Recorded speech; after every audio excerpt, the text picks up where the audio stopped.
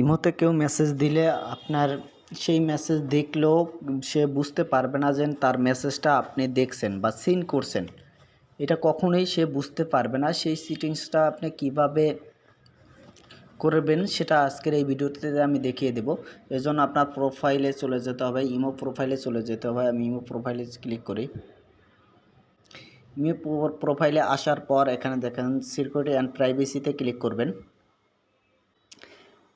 এখানে আসার পর আপনি নিচের দিকে চলে যাবেন, দেখতে পাচ্ছেন এখানে অনলাইন স্ট্যাটাস এবং লাস্ট সিন, এখানে ক্লিক করবেন। এখানে ক্লিক করার সাথে সাথে দেখেন এভরিওয়ান লেখা আছে, মাই কন্ট্যাক্ট লেখা আছে, কাস্টমস করা আছে এবং নোবডি করা আছে। আপনি এখানে নোবডিতে লিখে দিবেন, তাহলে আপনি কেউ মেসেজ দিলে সেটা সিন করে দেখলেও বা ভয়েস শুনলেও সে বুঝতে পারবে না যে আদৌ আপনি ওই মেসেজটা সিন করছেন কিনা বা দেখছেন কিনা।